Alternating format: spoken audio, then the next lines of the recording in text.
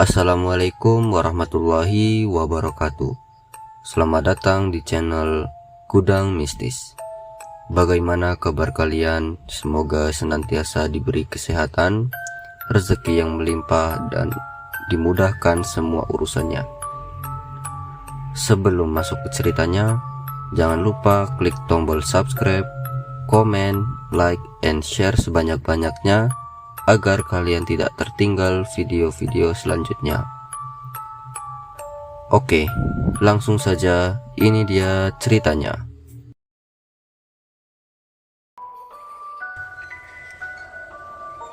Mungkin ini adalah peristiwa yang sangat langka. Pasalnya, pelaku pesugihan model ini bisa memanfaatkan janin bayi dari seorang gadis yang masih perawan. Konon, janin bayi tersebut adalah tumbal awal dari perjanjian dalam penarikan harta goib. Meski sudah sering diingatkan tentang akibatnya jika menjalani pesugihan, namun para pelaku sepertinya sudah buta mata dan buta mata hati. Inilah yang dialami oleh Kusmayadi, warga Kabupaten Karawang, Jawa Barat, tentang kondisi kehidupannya akhir-akhir ini. Pria berusia 41 tahun itu kini hanya bisa menyesali hasil-hasil perbuatannya setelah harta yang paling berharga melayang sia-sia. Bahkan, kerasnya kehidupan nyaris membuat pria kelahiran 10 Oktober 1975 itu frustasi. Kusmayadi baru benar-benar menyadari keras dan ketatnya kehidupan setelah lebih dari 2 tahun kesulitan mendapatkan pekerjaan. Sebenarnya, ia sudah berusaha sebelumnya, termasuk rela meninggalkan kampung halaman untuk mengembara ke kota-kota besar. Berbagai macam perusahaan, baik yang berskala besar ataupun kecil, telah didatanginya, namun semuanya tidak membuahkan hasil. Padahal kala itu, perusahaan yang didatanginya banyak yang sedang membutuhkan karyawan, tetapi dengan berbagai alasan lamaran selalu ditolak. Menghadapi kenyataan seperti itu, akhirnya Kusmayadi memutuskan kembali ke kampung halaman. Bahkan di sana, sebagian besar hari-harinya dia isi dengan mencangkul atau menggarap sawah orang lain, atau menjadi kuli bangunan. Yang penting, hari itu bisa membawa hasil, meskipun tidak seperti yang diharapkan istrinya yang menunggu di rumah. Kira-kira setengah tahun tinggal di desa, Kusmayadi merasakan sangat prihatin dengan keadaan perekonomian keluarganya. Karena itu, pria tersebut kemudian memutuskan untuk bekerja pada salah seorang tetangganya. Meski hanya bekerja di home industry, namun saya merasa senang karena bisa membuat dapur saya ngebul, ujar putra kedua dari 3 bersaudara itu. Selama bekerja di perusahaan yang bergerak di bidang printing atau sablon kaos dan percetakan itu, dia mampu menunjukkan dan mampu membuat kagum pemiliknya, hingga akhirnya dia pun dipercaya sebagai kepala di bagian tersebut. Namun, kenaikan jabatan tersebut tak secara otomatis membuatnya merasa senang dalam menjalani pekerjaannya. Tetapi justru sebaliknya, berbagai cobaan menghantam dirinya sehingga mengusik konsentrasi kerja. Cobaan paling berat datang dari rekan-rekan kerja yang iri atas pengangkatan dirinya sebagai kepala bagian. Dengan berbagai cara, kelompok pekerja tersebut berusaha merusak hubungan baik Kusmayadi dengan sang majikan.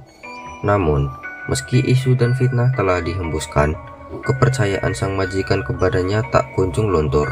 Hal itu tentu saja semakin meningkatkan kegeraman mereka. Hingga akhirnya, di antara mereka ada yang menggunakan cara-cara mistik. Hal itu baru disadarinya setelah Kusmayadi menemukan beragam macam benda aneh, seperti paku, silet, beling, boneka, hingga air kendi yang diisi garam. Benda-benda tersebut ia temukan di depan pintu rumahnya. Untungnya, serangan-serangan gaib tersebut tak sampai mencelakakan Kusmayadi dan Sofiah, istrinya. Menyadari persaingan semakin tak sehat, pria berwatak kalem itu mencoba mengajak berdamai para pekerja yang tak senang padanya. Akan tetapi, dari langkah-langkah tersebut, dia tak menemukan jawaban. Sehingga akhirnya, dia sendiri yang mengalah dengan memutuskan untuk mengundurkan diri dari pekerjaan tersebut. Tentunya, hal itu dia lakukan secara baik-baik kepada sang majikan. Sebenarnya bos, Saya itu keberatan jika saya keluar. Tapi mau bagaimana lagi jika teman sekerja sudah tidak menghendaki kehadiran saya, terang Kusmayadi dengan rendah hati. Semenjak keluar dari pekerjaan itu, Kusmayadi kembali pada aktivitas semula, yakni menggarap sawah milik orang lain. Atau tidak jarang pula, jika kepepet dia rela menarik becak yang sedang menganggur milik tetangganya.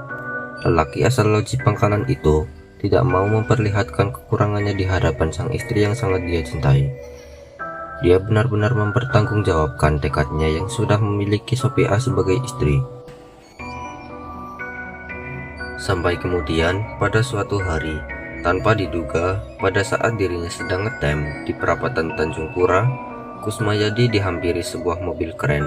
Awalnya dia mengira penumpang sedan berwarna metal itu sedang kesasar atau akan menanyakan sebuah alamat. Namun, setelah melihat siapa yang turun dan menghampirinya, Kusmayadi menjadi terkesiap kaget. Pasalnya, pria ganteng dengan pakaian yang rapih itu tidak lain adalah temannya semasa kecil yang lama meninggalkan Karawang, Hendro. Demikian nama pria pemilik sedan itu. Masih ingat saat pergi pamit, Hendro masih dalam kondisi serba kekurangan.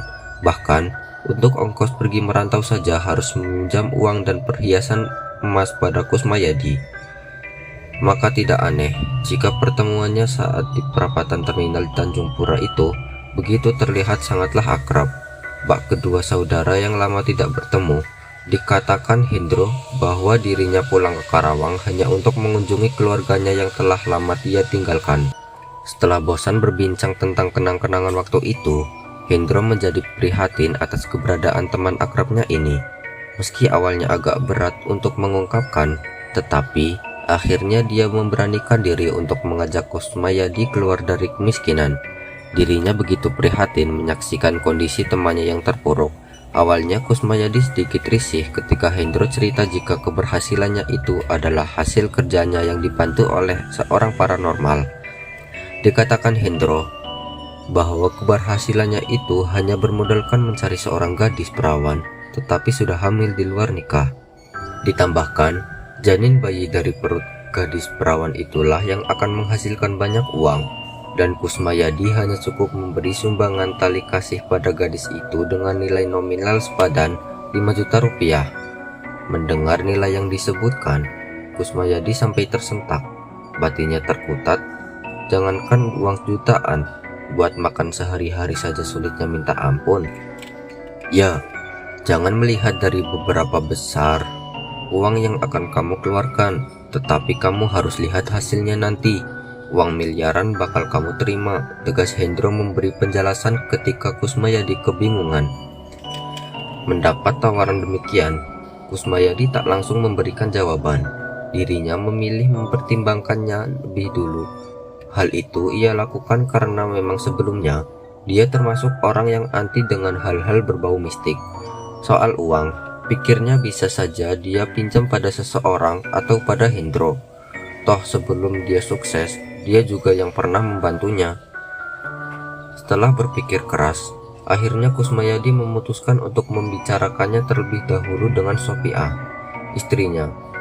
Jika memang hal itu jalan satu-satunya, mungkin saja dia bisa menghubungi Hendro kembali. Sang istri ngotot minta izin. Kusmayadi sebenarnya cukup tegar menghadapi hidupnya yang serba pas-pasan. Sebagai manusia biasa, dia memang mengharapkan hidup yang lebih baik dalam segi ekonomi. Namun, dia masih bisa berpikir sehat dengan tidak melakukan cara-cara konyol dan sesat. Kusmayadi lebih memilih berusaha tak kenal lelah dengan memanfaatkan kemampuan dirinya. Jika akhirnya dia menjadi pelaku pesugihan, itu lebih dikarenakan Sophia yang tak siap mental menghadapi keadaan tersebut. Tapi sesungguhnya Sophia adalah wanita berbaik hati. Hanya saja ia yang berasal dari keluarga bergemilang harta tak biasa untuk hidup dalam kemiskinan. Apalagi dia sendiri yang dulu ngotot memilih Sophia menjadi istrinya. Meski ditentang mati-matian oleh orang tua dan saudara-saudaranya, makin hari kondisi mental Sophia kian parah. Meski tak pernah berani marah pada Kusmayadi, namun hampir setiap hari ia mengeluhkan kondisi hidup mereka Kusmayadi sendiri sebenarnya cukup bisa memaklumi sikapnya. Dalam hati kecilnya, dia juga ingin membahagiakannya dari segi materi, tapi apa mau dikata, kondisi mental istrinya benar-benar parah. Hingga pada suatu malam, ketika Kusmayadi menceritakan tentang pertemuannya dengan Hendro, bahkan teman semasa kecilnya itu akan membantu mengangkat derajat hidupnya agar keluar dari kemiskinan, Sopiah langsung menanggapi dengan serius. Bahkan tanpa terduga, istrinya mencetuskan usulan gila yang tidak pernah ia bayangkan sebelumnya. Dengan sangat hati-hati, sang istri meminta suaminya untuk menerima tawaran temannya itu untuk mencari kekayaan lewat jalur pesugihan, yang membuat Kusmayadi terheran-heran manakala istrinya memutuskan sendiri untuk pergi ke Jawa Tengah jika Kusmayadi tidak menyetujuinya. Dan yang membuat Kusmayadi semakin salah sikap, Sopiah terus merengek agar suaminya bersedia memenuhi keinginannya itu. Resiko yang dijelaskan jika menjalani pesugihan itu juga tak cukup ampuh untuk meredam keinginannya. Bahkan ia mengatakan bersedia jika harus menjadi tumbal dari pesugihan tersebut.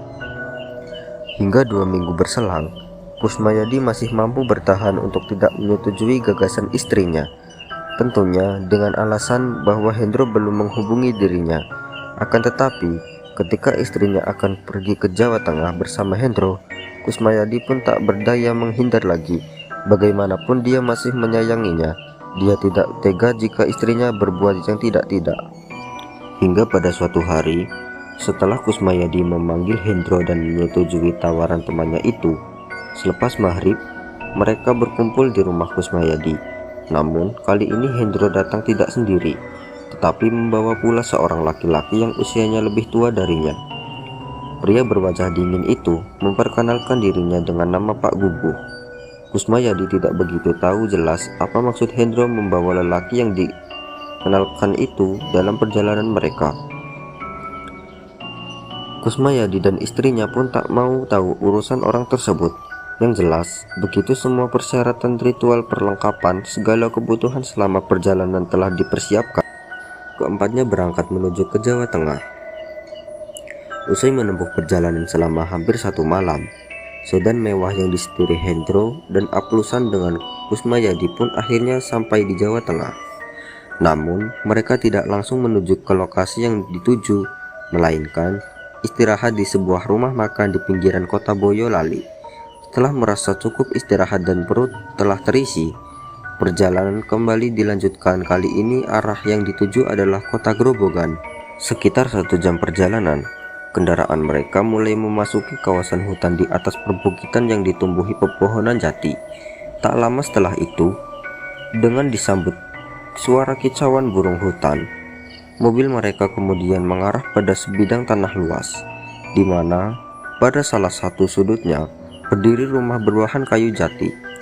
Begitu kendaraan berhenti di perkarangan rumah itu, seorang lelaki keluar memberi salam dan mempersilahkan mereka masuk ke dalam rumah tersebut. Tak banyak yang dibicarakan pada pertemuan itu. Yang jelas, Kusmayadi baru mengetahui jika pemilik rumah itu kerap dipanggil oleh Hendro dan Guguh dengan nama panggilan Bah Brengos. Entah siapa nama asli lelaki berwajah brewok dan berjenggot itu, Kusmayadi tak memperdulikannya. Dia hanya ingin semuanya segera dilakukan. Karena sudah merasa kelelahan sekali, masuk ke ruangan khusus, ternyata telah hadir seorang pemuda tanggung dan seorang gadis berusia belasan tahun. Setelah diterangkan dengan sejelas-jelasnya, Kusmayadi dan Sopiah baru paham jika gadis yang masih berstatus pelajar pada salah satu SMA swasta di Sragen itu, panggil saja namanya Sariatin, adalah korban yang akan memberikan janin bayinya, sedangkan si pria adalah bapak biologis bayi 6 bulan yang dikandung siswi tersebut. Mereka berniat melakukan hal itu tidak lain karena selain merasa malu oleh teman-teman sekolahnya, juga tergiur oleh uang santunan dari pelaku pesugihan yang sangat besar nominalnya. Selain itu, hubungan mereka pun tidak pernah disetujui oleh orang tua si pria, karena mereka masih duduk di kelas 2. Setelah semua dirasa cukup siap, sekitar tengah malam, mereka pun memulai menggelar ritual. Diawali dengan membakar dupa, kemudian menyiapkan segala persyaratan ritual dengan menyediakan bunga kantil, bunga melati, minyak serimpi, minyak misik, binatang yuyu, dan beberapa lembar uang ratusan ribu. Konon, katanya uang tersebut adalah pemancing bagi si pelaku pesugihan untuk mendapatkan uang yang lebih banyak jika nantinya si pelaku berhasil melakukan ritual pemindahan janin bayi ke alam gaib. Mbah Brengos dengan sabar mengarahkan Saryatin agar duduk bersemedi dengan alas kain kafan, tak jauh dari sebuah ranjang kecil berkelambu kumal. Sementara Guguh, Hendro, dan Kusmayandi hanya diperbolehkan mengawasi dari tempat yang agak jauh. Selanjutnya, Mbah Brengos yang duduk di hadapan Saryatin, mulutnya mulai komat-kamit membaca mantra untuk mengontrak penghuni gaib hutan bukit tersebut. Sementara itu, anehnya, Kusmayandi yang tidak mengerti dengan apa yang dibaca Mbah Brengos, dia lebih memilih membaca surat Al-Fatihah dan ayat-ayat lainnya demi mengusir rasa takutnya yang menjalar malam itu. Akan tetapi, apa yang dilakukan Kusmayandi ternyata diketahui oleh Mbah Brengos. Itulah sebabnya kemudian dia diusir dari ruangan khusus tersebut, meninggalkan Sopiah yang duduk semedi tak jauh dari Saryatin. Hampir setengah jam berselang, mulai terjadi perubahan di sekitar tempat mereka melakukan ritual pengambilan janin bayi. Mula-mula, angin berhembus lembut sehingga membuat Sopiah yang duduk bersemedi menjadi ngantuk. Namun, tak lama kemudian, ia menjadi tersentak manakala angin berganti menjadi kencang. Dan hampir bersamaan, tampak sesosok bayangan hitam pekat mirip bocah bertelanjang muncul dari atas ranjang kecil. Sosok bayangan hitam itu langsung turun dengan mulut mengeluarkan suara merengek, layaknya bocah manja yang minta digendong. Sosok itu lantas mendekati tubuh Sopiah. Sopiah yang sejak tadi melototi bayangan hitam bocah itu hampir berteriak keras, manakala sosok tersebut tiba-tiba saja duduk di pangkuan Sopiah. Akan tetapi, saat itu Sopiah sama sekali tidak merasakan kaki dan kedua tangannya menyentuh sosok tersebut. Mbah Brengos yang menyaksikan hal itu lantas dengan gerakan isyarat menyuruh Sopiah untuk diam. Sopiah pun menurut. Setelah lama berada dalam pangkuan Sopiah, sosok bayangan bocah itu kemudian perlahan lenyap. Tak lama berselang dari lenyapnya sosok bayangan mirip tuyul itu, ujian kedua pun menyusul. Kala itu sebuah bayangan kereta kencana datang entah dari mana, lalu berhenti tepat di atas ranjang. Tepat munculnya sosok bayangan bocah. Kemudian, sosok wanita berwajah cantik yang mengenakan pakaian kebesaran keraton tampak turun dengan gerakan lembut menuju ke tempat ritual. Kemudian berdiri dekat mereka. Tak lama setelahnya, sosok itu lantas mengarahkan tangan menunjuk ke arah Sopiah. Selanjutnya, peristiwa gaib kembali datang menguji Sopiah. Secara tiba-tiba, angin yang semula kencang kemudian sedikit demi sedikit mereda.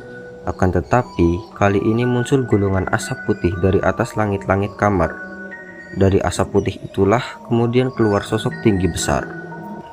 Penampilannya menyiratkan wibawa yang amat kuat. Sosok tersebut terlihat membawa beberapa tumpukan uang dalam jumlah yang banyak. Anehnya, kemunculan sosok tersebut hanya terlihat oleh Sopiah, sedangkan Mbah Brengos, Saryatin, dan Pak Guguh tak terlihat apa-apa. Selain tamaramnya ruangan tersebut menyadari bahwa kejadian itu sebagai peristiwa gaib yang tak diketahui orang lain, maka Mbah Brengos menyarankan Sopiah untuk berkomunikasi dengan sosok tersebut. Meski masih dilanda kebingungan, Sopiah akhirnya mengikuti saran tersebut. Ia berjalan perlahan menghampiri sosok gaib tersebut. Hasil dari perbincangan lintas dimensi, Sopiah mengetahui bahwa sosok di hadapannya adalah sosok pengawal alam gaib yang bertugas sebagai pembawa harta pesugihan. Seorang kepercayaan Nyai Ratu Lanjar, sang penguasa pantai utara Jawa, merasa prosesi ritualnya diterima oleh para penghuni alam gaib tersebut.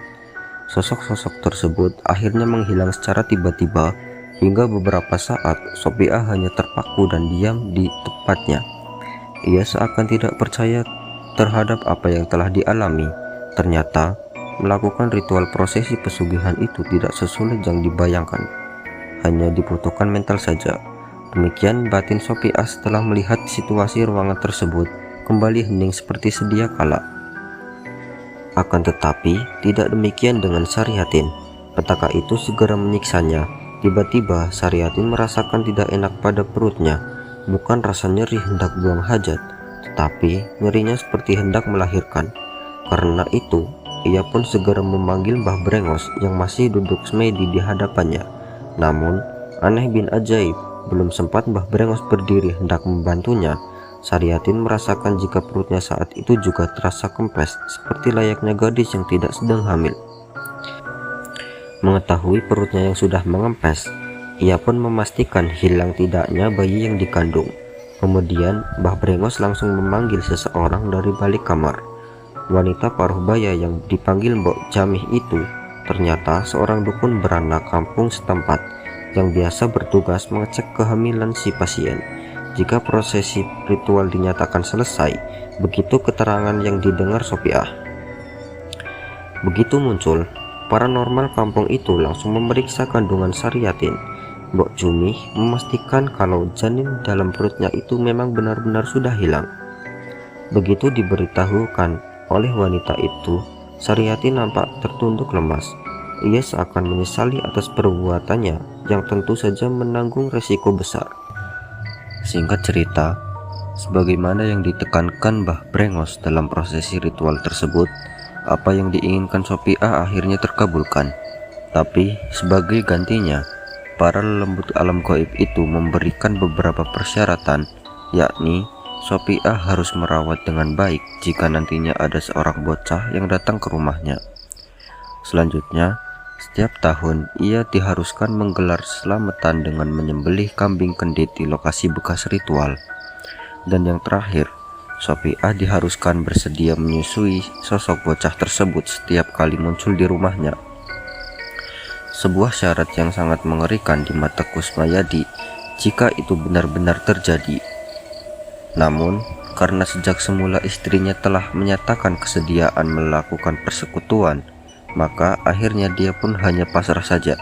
Dan sejak itulah keduanya mulai terikat perjanjian gaib. Setelah perampungan ritual perjanjian, mereka pun bergegas pulang. Seminggu kemudian, hasil dari perjanjian gaib itu mulai dapat terlihat oleh mereka. Di malam Jumat pertama, sejak kehadiran sosok bayangan bocah hitam dalam keluarganya, Kusmayadi dan Sopiah dikejutkan dengan penemuan segepok uang ratusan ribu dalam laci meja warung kelontongnya. Sebagaimana isi perjanjian, warung kelontong dadakan itu adalah warung kiasan yang wajib disediakan pelaku sepulang dari ritual. Selain itu, juga bisa diartikan sebagai pengalih perhatian para tetangga jika mereka adalah penganut pesugihan. Dan di minggu-minggu berikutnya, pendapatannya kian melimpah. Hingga dalam 1 bulan pertama, total uang gaibnya sudah mencapai ratusan juta rupiah.